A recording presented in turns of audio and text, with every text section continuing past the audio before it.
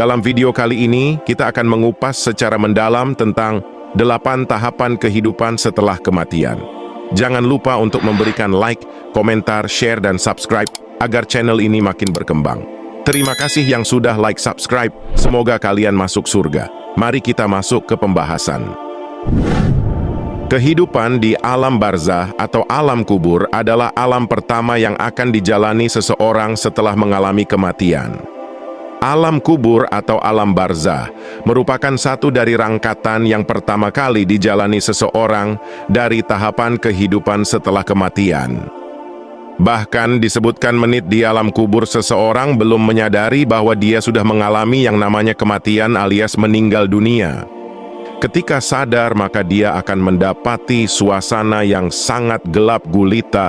Sekitar 7 menit kemudian dia akan kedatangan 2 sosok asing yang merupakan wujud dari malaikat Mungkar dan Nakir. Itulah alam pertama yang akan dijalani oleh seseorang setelah mengalami kematian. Alam kubur merupakan tahapan pertama dari kehidupan setelah kematian. Maka berikut ini 8 tahapan kehidupan setelah kematian, dan juga dicantumkan doa selamat dari siksa neraka.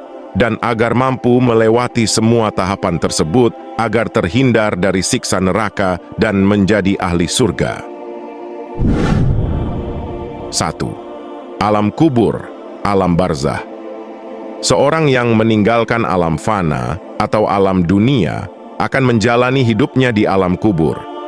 Kehidupan di alam kubur atau alam barzah, terutama di malam pertama, akan sangat mencekam. Sebab seorang yang meninggal, ketika roh meninggalkan jasadnya, maka dia seperti dalam alam mimpi. Belum percaya apakah dia sudah meninggal. Tetapi setelah tersadar dan melihat alam di sekelilingnya yang gelap gulita, dan ada kain kapan yang melekat di tubuhnya, barulah si ahli kubur kaget, bahkan menangis sedih. Dia syok saat tahu dirinya benar-benar sudah meninggal, dan akan menjalani kehidupan yang panjang di alam kubur. Demikian sebuah gambaran tahapan pertama setelah mati. Kita akan singgah di alam kubur atau dikenal dengan sebutan alam barzah atau alam kubur. Hal ini disebut dalam firman Allah Subhanahu wa Ta'ala yang artinya, agar aku berbuat amal yang saleh terhadap yang telah aku tinggalkan. Sekali-kali tidak. Sesungguhnya itu adalah perkataan yang diucapkannya saja. Dan di hadapan mereka ada dinding barzah sampai hari mereka dibangkitkan. Al-Quran Surat Al-Mu'minun 100. Dijelaskan dalam Islam, jika alam kubur hanyalah tempat persinggahan, tetapi akan dijalani dalam waktu yang cukup panjang, bahkan dikabarkan akan lebih panjang dari waktu hidup di dunia. Bahkan disebutkan pula, jika di alam kubur inilah, manusia sudah bisa mengetahui di mana dia akan tinggal di akhirat kelak, apakah di surga atau di neraka. Jikapun bisa masuk surga, dia akan dihisab, bahkan sejak di alam kubur, dia sudah mendapatkan siksaan. Tak ada yang dapat menolong, tak ada sanak dan keluarga atau tetangga, semuanya akan ditentukan oleh amal ibadahnya selama hidup di dunia fana. Bahkan disebutkan dalam hadis, akan datang 2 sosok malaikat yang bernama Mungkar dan Nakir. Yang artinya, oleh karena itu, sebagaimana hadits riwayat Utsman bin Affan, apabila mayit telah dikuburkan, Rasulullah SAW kerap berdiri di samping kuburannya dan berkata, mohonkanlah ampunan untuk saudara kalian dan mintakanlah keteguhan untuknya karena dia sekarang sedang ditanya. HR Abu Dawud dan Baihaqi. Menurut sejumlah riwayat, kedua malaikat yang datang tersebut mempunyai nama Mungkar dan Nakir. Dari Abu Hurairah radhiyallahu anhu berkata, Rasulullah SAW bersabda, apabila mayit telah dikubur, atau jika salah seorang kalian dikubur, maka ada 2 malaikat yang mendatanginya, yang keduanya hitam kebiruan, diberi nama Mungkar, dan yang lainnya bernama Nakir. HR At-Tirmidzi. Disebutkan pula wujud malaikat Mungkar dan Nakir akan datang sesuai dengan amal perbuatan sang ahli kubur semasa hidup. Jika lebih banyak melakukan kemaksiatan, maka yang datang adalah 2 sosok menyeramkan. Tetapi jika dia seorang yang ahli ibadah, maka yang akan datang adalah sosok yang rupawan. keduanya akan langsung menanyakan tentang siapa Tuhan kepada manusia di alam kubur, terus apa agamanya, apa kitab yang menjadi pedomannya dan siapa nabinya. Disinilah akan menentukan bahwa jawaban ahli kubur bisa menjawab pertanyaan dua malaikat tersebut sesuai atau tidak. Maka ditanya, apa agamanya ketika hidup di dunia, apa kitab yang menjadi pedomannya ketika hidup di dunia, dan siapa nabi yang ia ikuti ketika di dunia. Semua pertanyaan di alam kubur itu akan dijawab sesuai dengan amal ibadahnya semasa hidup, sehingga tak ada istilah nyontek seperti mengikuti ujian apalagi joki, sebab semuanya sesuai dengan perbuatan sang ahli kubur. Selanjutnya, jika dia mampu menjawab semua pertanyaan dua malaikat tersebut, maka dia akan diistirahatkan dan dipindahkan di taman surga yang ada di alam kubur tersebut dan menunggu hingga hari kiamat. Namun, jika dia gagal, maka dua malaikat tersebut akan murka. Selanjutnya, sang ahli kubur akan ditempatkan di neraka hingga kiamat, dan sepanjang masa itu, ia akan menerima azab di alam kubur. 2. Hari kebangkitan, Yaumul Ba'ats. Hari kebangkitan setelah mati atau kerap disebut sebagai Yaumul Ba'ats. Menurut Ustaz Mustain, adapun hari kebangkitan merupakan rangkaian dari hari kiamat. Sebagaimana disebutkan dalam Islam, disebutkan dalam Al-Quran dan hadis berikut ini. Dalam hadis Nabi SAW, sebagaimana diriwayatkan dari Abu Hurairah radhiyallahu anhu, Rasulullah SAW bersabda, yang artinya, sebaik-baik hari di mana matahari terbit adalah hari Jumat. Pada hari Jumat Adam diciptakan. Pada hari itu dia dimasukkan ke dalam surga, dan pada hari Jumat itu juga dia dikeluarkan dari surga. Dan hari kiamat tidaklah terjadi kecuali pada hari Jumat. Hadits Sahih, diriwayatkan oleh Muslim nomor 854. Selanjutnya tentang hari kebangkitan ini disebutkan pula dalam hadis lainnya. Sebagaimana disebutkan oleh Aus bin Aus radhiyallahu anhu, bercerita bahwa Rasulullah SAW bersabda, yang artinya, sesungguhnya sebaik-baik hari kalian adalah hari Jumat. Pada hari itu Adam diciptakan dan diwafatkan. Pada hari itu juga sang sakala ditiup dan petir bergemuruh. Diriwayatkan oleh Abu Dawud nomor 883 dan Ibnu Majah nomor 1075. Hal ini sangat jelas sebab hadits ini dinilai sahih oleh Al-Albani dalam Sahih Abi Dawud dan Sahih Ibnu Majah. Ujar Mustain, seperti diketahui, hari kebangkitan adalah kehidupan setelah mati. Sebagaimana disebutkan bahwa malaikat Israfil akan meniupkan sangkakalanya, maka hari kiamat akan datang. Terjadi bencana di mana-mana. Dunia kiamat dan semua makhluk akan binasa. Tak ada satupun yang tersisa dan luput dari kematian.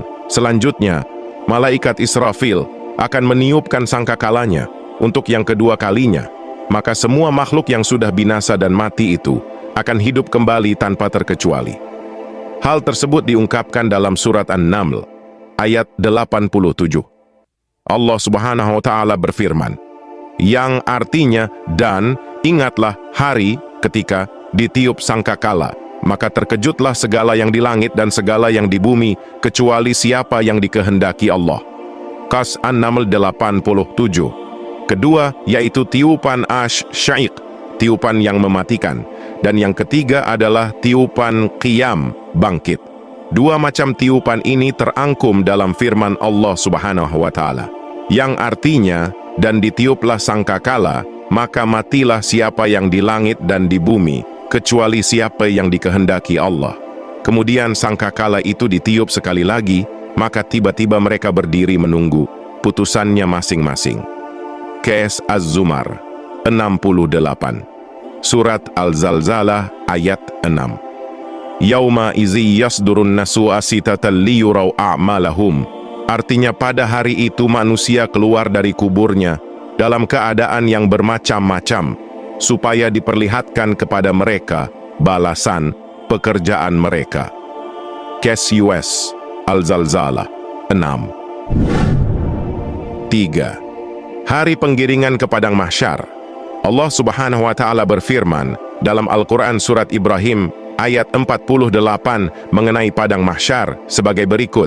Yauma tubaddalul ardu ghairal ardi was samawatu wa barazulu lillahil wahidil qahhar. Artinya, yaitu pada hari ketika bumi diganti dengan bumi yang lain dan demikian pula langit.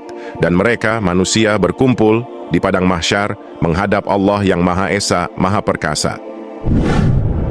Maka sudah jelas, hari dalam penggiringan ke padang mahsyar.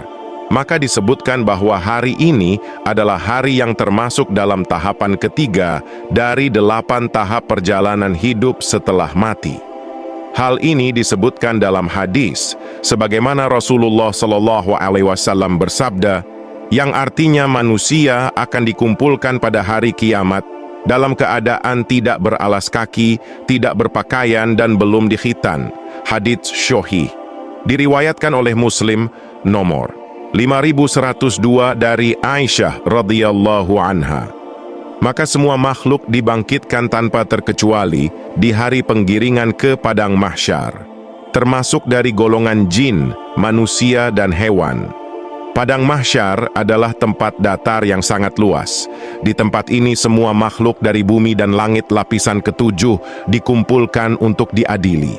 Semuanya berkumpul dalam keadaan berdesak-desakan. Padang mahsyar adalah tempat berkumpul manusia setelah hari kiamat. Digambarkan semua itu sebagai tanah rata yang berwarna putih, tempat yang belum ditempati seseorang. Maka, hadits ini disebutkan dalam riwayat Muslim dan Bukhari. Rasulullah SAW bersabda mengenai gambaran padang mahsyar. Artinya, pada hari kiamat, manusia dikumpulkan di atas tanah yang rata seperti roti putih yang bundar dan pipih. Tidak ada tanda untuk seorang pun. Di hari ini tak ada lagi pejabat atau orang yang dihormati. Semua hadir tanpa apapun kecuali membawa amal dan perbuatannya semasa hidup di dunia fana. Hari penimbangan amal baik dan amal buruk, Yaumul Mizan.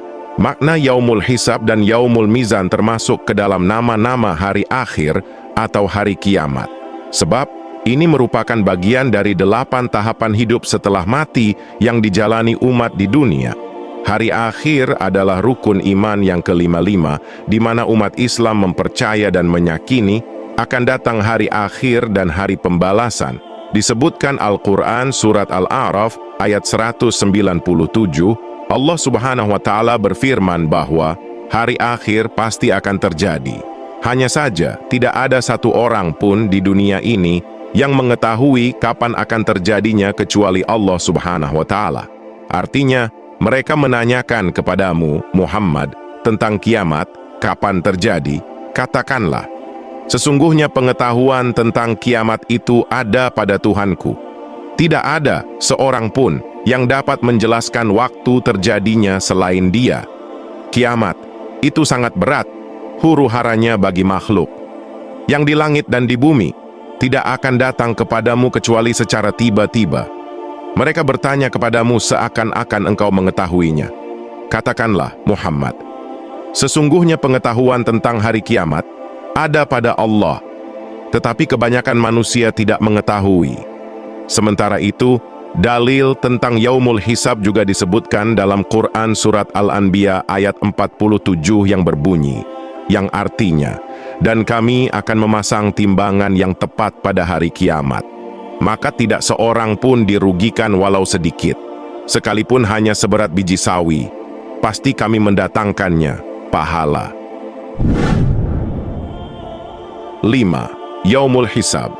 Setelah menjalani penimbangan alam ibadah semasa hidup di dunia fana, maka seperti disebutkan bahwa Yaumul Hisab juga terdapat semua makhluk hidup, yakni setelah menerima buku catatan, para jin dan manusia akan menjalani penghitungan amalnya. Sebab semua amal kebaikan sekecil apapun akan mendapatkan balasan yang setimpal dengan perbuatan. Sebaliknya, amalan buruk akan mendapatkan balasannya pula sesuai dengan timbangan berat atau ringannya kejahatan yang dilakukan. Hal ini disebutkan dalam Al-Quran sebagai berikut. Sesungguhnya kepada kamilah kembali mereka. Kemudian sesungguhnya kewajiban kamilah menghisab mereka. QS Al-Ghasyiyah ayat 25-26. Kemudian diperkuat dalam hadis Nabi Muhammad SAW bahwa Rasulullah SAW sering berdoa di dalam solat dengan mengucapkan, Allahumma hasibni hisaban yasiro. Ya Allah, hisablah diriku dengan hisab yang mudah. Kemudian disebutkan dalam hadis lainnya, yakni Aisyah radhiyallahu anha bertanya tentang apa itu hisab yang mudah, maka Rasulullah SAW menjawab, Allah memperlihatkan kitab hamba-Nya, kemudian Allah memaafkannya begitu saja. Barang siapa yang dipersulit hisabnya, niscaya ia akan binasa. Diriwayatkan oleh Ahmad Al-Hakim dan Ibnu Abi Hashim dalam Kitabus Sunnah, nomor 885. Hadits ini dinilai sahih oleh Al-Hakim dan Az-Zahabi. 6. Melintasi jembatan yang lurus, Shiratal Mustaqim. Ujian selanjutnya adalah ujian yang berat bagi mereka yang banyak melakukan dosa, dan akan menjadi ringan bagi mereka yang banyak menjalankan amal ibadah selama di dunia. Hal ini disebutkan dalam Al-Quran secara tersirat. Innallaha rabbi wa rabbukum fa'budu, haza siratum mustaqim. Artinya, sesungguhnya Allah, Tuhanku dan Tuhanmu, karena itu sembahlah Dia. Inilah jalan yang lurus. KS Al-Imran 51. Makna jalan lurus yang dimaksud adalah jembatan Shiratal Mustaqim. Dikutip dari buku Wasatiyah dalam Al-Quran, yakni nilai-nilai moderasi, Islam dalam akidah, syariat, akhlak karya Profesor Dr. Ali Muhammad Shalabi, disebutkan tentang jembatan Shiratal Mustaqim oleh Imam At-Tabari yang meriwayatkan dari Ali bin Abi Thalib radhiyallahu anhu dari Rasulullah SAW bahwa beliau bersabda, kemudian dia menyebutkan Al-Quran, lalu dia berkata, itulah Shiratal Mustaqim. Hal ini diperkuat dalam surat Al-Fatihah, ayat enak yang merujuk kepada petunjuk bagi agama yang benar, yaitu Islam. Tunjukilah kami jalan yang lurus. Makna itu merupakan jembatan Shiratal Mustaqim. Beberapa lainnya menyebut Shirat al-Mustaqim adalah agama Islam itu sendiri. Oleh karenanya, permintaan petunjuk ke jalan yang lurus, sebagaimana tercantum dalam disebutkan bahwa jembatan Shiratal Mustaqim adalah jalan sebuah lintasan melewati neraka menuju surga. Maka itu, bagi orang yang banyak dosa, maka dia akan jatuh ke dalam api neraka, dan akan disiksa dan terbakar dengan azab yang sangat pedih di neraka. Tetapi jika dia ahli ibadah, maka dia akan berjalan dengan mudah untuk melewati jembatan panjang itu menuju surga. Meski ahli ibadah, diajarkan bagaimana doa agar selama dalam perjalanan di jembatan Shiratal Mustaqim. Berikut ini adalah doa harian untuk kelancaran perjalanan di atas sirat. Gambaran. Untuk orang yang banyak dosa dan maksiat semasa hidupnya, maka dia akan mengalami kondisi yang sangat buruk. Jembatan ini akan menjadi sangat kecil, bahkan sekecil rambut dibagi 7 dan tajamnya melebihi samurai. Sementara sebaliknya, untuk orang dengan amalan baik banyak, ia akan melewatinya dengan tenang. Bahkan digambarkan ada akan terbang secepat kilat, ada pula yang terlihat seperti menunggang onta, kambing atau sapi dari hasil kurbannya ketika di dunia. Ada pula yang berjalan lamban tetapi tetap mencapai tujuan, yakni surga. Yang 7. Surga. Dipastikan orang-orang yang solih dan ahli ibadah adalah orang-orang yang digambarkan akan berhasil melewati Shiratal Mustaqim tersebut. Sebab dia akan ditempatkan di surga atas rahmat Allah. Semua orang muslim kelak akan ditempatkan di surga meskipun ia memiliki dosa. Namun akan mendapatkan hisab dan ampunan dan ditempatkan di surga masing-masing sesuai dengan 7 tingkatan. Firman Allah Subhanahu wa taala dalam surat An-Nahl ayat 32 yang artinya yaitu orang-orang yang diwafatkan dalam keadaan baik oleh para malaikat dengan mengatakan kepada mereka, Salamun alaikum, masuklah kamu ke dalam surga itu disebabkan apa yang telah kamu kerjakan. Berikut ini nama-nama surga Allah Subhanahu wa taala. surga Firdaus, surga Aden, surga Al-Jannah, surga Darussalam, surga Ma'wa, surga Jannatul Khuldi, dan surga Dar Al-Muqamah. 8. Neraka. Inilah tahapan ke-8 sebenarnya seperti di surga, tempat bagi ahli ibadah.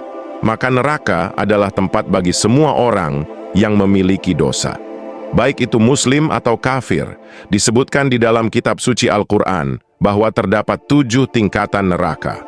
Hal ini sebagaimana firman Allah, disebutkan dalam firman Allah dalam surat Ali Imran ayat 77. Sesungguhnya orang-orang yang menjual janji Allah, surga, dan mengobral sumpah mereka dengan harga yang kecil, mereka tidak mendapatkan pahala mereka di akhirat. Dan Allah tidak mengajak mereka berbicara dan tidak melihat mereka pada hari kiamat. Dan Allah tidak akan menyucikan mereka dan bagi mereka azab yang pedih. Kemudian diriwayatkan dalam hadis Bukhari, Rasulullah bersabda, ada 3 golongan yang Allah tidak melihat mereka pada hari kiamat. Dan Allah tidak akan menyucikan mereka dan bagi mereka siksa yang pedih. Seorang laki-laki memiliki kelebihan air di jalan, namun ia menahan dari Ibnu Sabil, dan seorang laki-laki yang berbayat pada imam, dia tidak bayat kecuali karena dunia. Jika imam memberi dunia dia senang, namun jika ia tidak diberi dia marah. Dan seorang laki-laki berdagang setelah asyar, maka ia mengatakan, demi Allah yang tidak ada Tuhan selain dia, sungguh aku telah memberi dengan dagangan dan pembelinya perkaya. Golongan yang dimaksud adalah orang-orang kafir, munafik, dan setan. Bahkan disebutkan, jika jarak antara satu pintu dengan pintu yang lainnya adalah 500 tahun dan 700 tahun perjalanan. Lalu di setiap pintu ada azab berlipat ganda. Berikut nama-nama neraka Allah Subhanahu wa Ta'ala untuk umatnya yang membangkang dan pendosa, yakni neraka Hawiyah, neraka Jahim, neraka Sakor, neraka Ladzo, neraka Hutamah, neraka Sair, dan neraka Jahannam. Demikian 8 tahapan hidup. Setelah mati, mari kita renungkan dan pahami berada di jalan manakah kita.